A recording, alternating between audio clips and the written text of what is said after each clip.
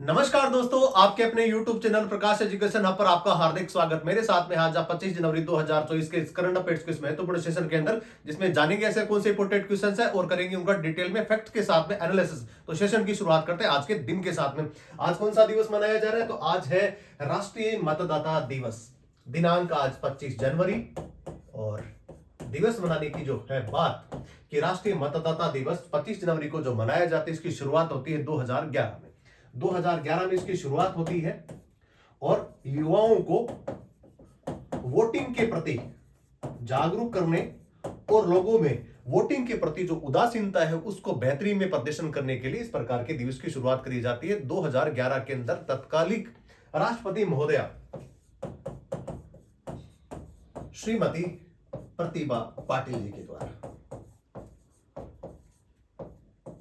और उसके बाद में अनिवार्य रूप से इस दिन को मनाया जाता है। वैसे देखा जाए तो इस दिन की शुरुआत कब होती है, क्यों मनाया जाता है, किसके उपलक्ष्य में? तो 25 जनवरी 1950 भारतीय निर्वाचन आयोग की स्थापना होती है। भारतीय चुनाव आयोग की स्थापना होती है 25 जनवरी 1950 को।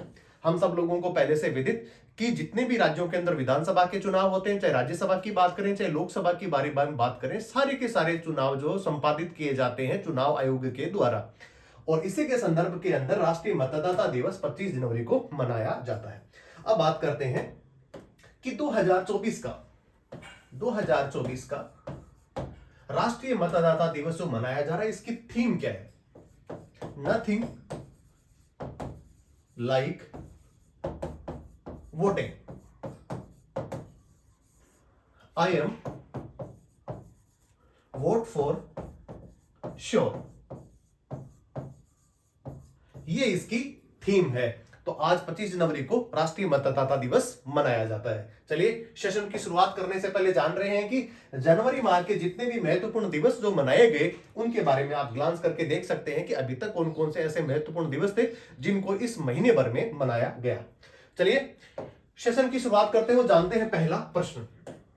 हाल ही में देश भर में कितने करोड़ घरों की छतों पर सोलर रूफ टॉप लगाने के लिए प्रधानमंत्री सूर्योदय योजना की शुरुआत, हम सब लोगों को पहले से पता कि प्रधानमंत्री सूर्योदय योजना की शुरुआत जो की गई है उसके अंदर कितने करोड़ घरों को इसके अंदर टारगेट के लिए रखा गया? आंसर हो जाएगा इसका 1 crore.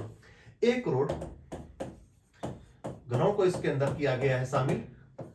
40 gigawatt solar rooftop panel लगाकर घरों को सौर ऊर्जा के माध्यम से रोशनी प्रदान करने के लिए इस प्रकार की शुरुआत माननीय प्रधानमंत्री के द्वारा करी गई।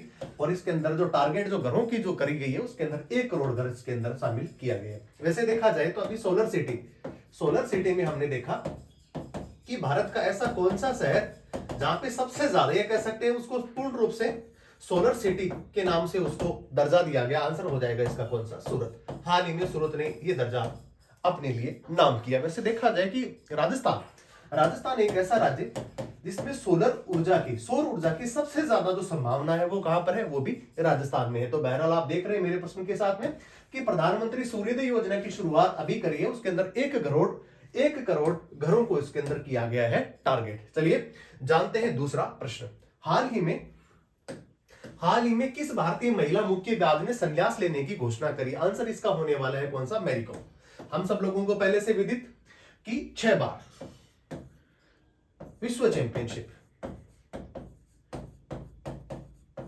जीतने वाली भारतीय खिलाड़ी, 3 बच्चों की मां। आप देखिए इनकी जिजीविषा को, इनके संघर्ष को, और उसके बाद में बच्चे होने के बावजूद भी इन्होंने हार नहीं मानी और मुक्केबाजी का जो वर्ल्ड लेवल के जितने भी जो टूर्नामेंट्स होते थे उनके अंदर इन्होंने 6 बार, रिकॉर्ड 6 बार विश्व चैंपियनशिप अपने नाम करी है। बड़ा नाम भारतीय क्षेत्र में देखा जाए तो उसके बाद में 2014 में इनकी एक बायोपिक बनती है और उसके अंदर मैरी कॉम उस मूवी का नाम होता है और भारतीय अभिनेत्री प्रियंका चोपड़ा ने इस किरदार को निभाया और जीवंत किया इनके उस संघर्ष को। इनके अलावा देखते हैं कि 2012 का जो ओलंपिक होता है उसके अंदर भी इन्होंने मुक्केबाजी में कांस्य पदक अपने नाम किया था। अब बात करते हैं इनके सम्मान की, तो पद्मश्री, पद्मश्री, पद्म भूषण, पद्म विभूषण जैसे अलंकरणों से ये सम्मानित भारतीय महिला मुक्केबाज, और ये मणिपुर से आती हैं और उन कठिन परिस्थितियों में भी अपने आप का हौसला बढ़ाने में स्वयं इन्होंने अपने आप की मदद करी है, और 3 बच्चों की मां होने के बावजूद इन्होंने इस मुकाम को अपने नाम किया। राज्यसभा के लिए भी नामित हो चुकी हैं, राज्यसभा सदस्य भी ये रह चुकी हैं, और हाल ही के अंदर इन्होंने संन्यास लिया। अब संन्यास की पृष्ठभूमि के बारे में आपको बताऊं कि 40 साल की उम्र तक आप मुक्केबाजी कर सकते हैं, और अभी हाल ही के अंदर इनकी जो उम्र है वो 40 का जो दशक था, जो चौथा दशक था इनके जीवन का, उससे वो पार कर गई हैं, या कह सकते हैं वो 41 साल की हो गई है। और अभी वर्ल्ड लेवल पर भी जितने भी जो अंतरराष्ट्रीय मुक्केबाजी के जितने भी जो संगठन की बात करें या जो अंतरराष्ट्रीय स्पर्धाएं होती हैं, उसके अंदर 41 साल के अंदर आप इन टूर्नामेंट्स में भाग नहीं ले सकते। और उन्हीं की वजह से उनका एक ट्वीट आया हाल ही के दिन में, उन्होंने कहा कि अब मैं उस उम्र के पड़ाव से बाहर हो गई हूं जिसके अंदर मैं भाग ले सकती थी। तो अब यथार्थ कह सकते हैं कि वो 41 साल की होगी और अब इस कैटेगरी में भाग नहीं ले सकती। तो इसका जो आंसर होने वाला है वो कौन सा होने वाला है? मैरी को। जानते हैं अगला प्रश्न, प्रश्न संख्या 3। हाल ही में किस देश की सरकार ने 22 जनवरी को अयोध्या राम दिवस घोषित किया? कहते हैं कि सही रास्ते पे हैं आप। जिस प्रकार कनाडा ने विश्व स्तर पर भारत की छवि को धूमिल करने का प्रयास इसलिए किया कि पन्नू एक अंतरराष्ट्रीय आतंकवादी, और इसको सह देने का कार्य किसने करा? वो कनाडा ने करा। और अलग अलग मंचों में, संयुक्त राष्ट्र संघ के मंचों पे भी इन्होंने कहा कि पन्नू को मारने की जो आतंकी साजिश है वो किसने रची है? भारत ने रची है।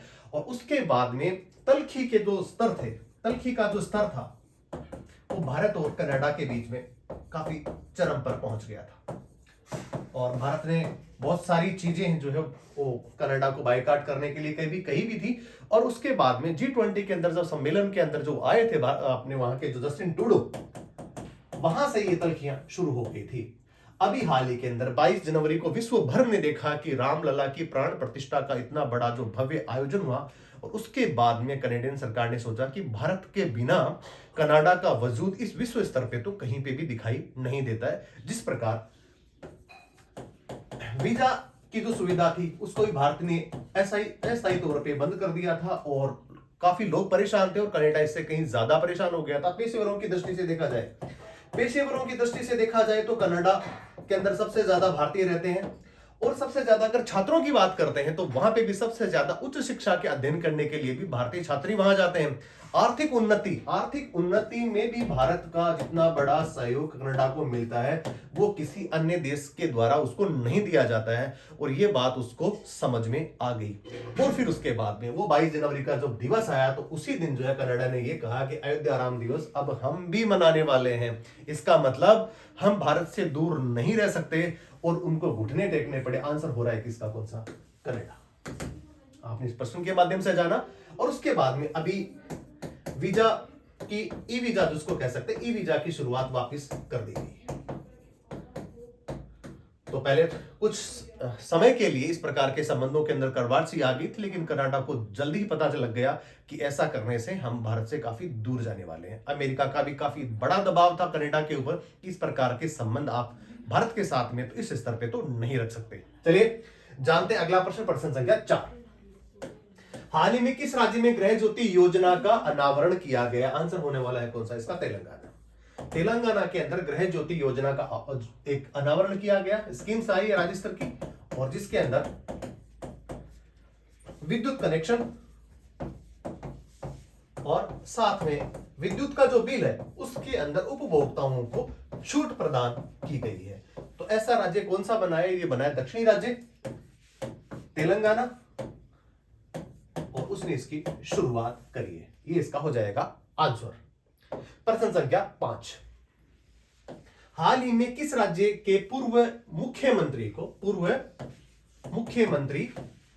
कर्पूरी जी ठाकुर को मरणोपरांत भारतीय रत्न से सम्मानित किया जाएगा? 2019 के अंदर भारत रत्न दिए गए थे, और जिसके अंदर किसको दिया गया था? नानाजी देशमुख।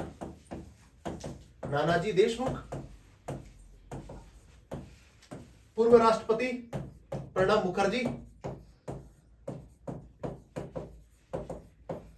और तीसरा दिया गया था भूपेन हजारिका। भूपेन हजारिका, इन तीनों को 2019 के अंदर भारत रत्न से सम्मानित किया गया था। अब बात करते हैं 2024 की। 2024 में पूर्व मुख्यमंत्री बिहार से आते हैं, सामाजिक न्याय के सरोकार के नेता, बिहार इनका गृह राज्य, और इनको भारत रत्न से किया जाएगा सम्मानित। अब बात करते हैं कि भारत रत्न की शुरुआत कब होती है। 1954 के अंदर भारत के पूर्व प्रथम राष्ट्रपति डॉक्टर राजेंद्र प्रसाद के द्वारा पहली बार भारत रत्न प्रदान किया गया। 1955 के आते आते भारत रत्न की जो कैटेगरी थी और जो पात्रता थी उसके अंदर कर दिया गया चेंज। उसके अंदर पहले दिया जाता था जीवित व्यक्तियों को भारत रत्न। 1955 के अंदर इसकी शुरुआत की गई कि मरणोपरांत, मरने के उपरांत भी भारत रत्न से महान विभूतियों को किया जाएगा सम्मानित। अब बात करते हैं कि 1954 के अंदर पहली बार किन किन व्यक्तियों को भारत रत्न से किया गया सम्मानित। देखते हैं। सबसे पहले भारत के पूर्व प्रथम उपराष्ट्रपति सर्वपल्ली राधाकृष्णन को, एक तो ये हो गया। नंबर दो पे थे सीवी रमन, वैज्ञानिक, और नंबर 3 पे स्वतंत्र भारत के पहले गवर्नर जनरल राजगोपालाचारी। ऐसी 3 महान विभूतियां। सबसे पहले स्वतंत्र भारत के पूर्व गवर्नर जिनका नाम सी राजगोपालाचारी, भारत के पूर्व प्रथम उपराष्ट्रपति राधाकृष्ण सर्वपल्ली, और नंबर 3 के अंदर वैज्ञानिक जिनका नाम सीवी रमन था। उनको इस सम्मान से सम्मानित किया गया था पहली बार। तो आपने इस प्रश्न के माध्यम से जाना कि अभी तक जो है वो 2019 में किसको मिला, सबसे पहले किसको मिला, और वर्तमान में अभी जो है वो किसको मिला है। तो इसका आंसर होने वाला है कौन सा, बिहार के मुख्यमंत्री कर्पूरी ठाकर, और सामाजिक सरोकार के प्रणेता, जो न्याय के जो नेता थे, उन्हीं में इनका नाम लिया जाता है, और इनका नाम था कौन सा, कर्पूरी ठाकर, जो बिहार से संबंध रखते थे। इसके अलावा भी आपने भारत रत्न से संबंधित कुछ अन्य फैक्ट्स के बारे में भी जाना। तो बने रहिए प्रकाश एजुकेशन हब के साथ में। आज के लिए इतना ही। जय हिंद, जय भारत।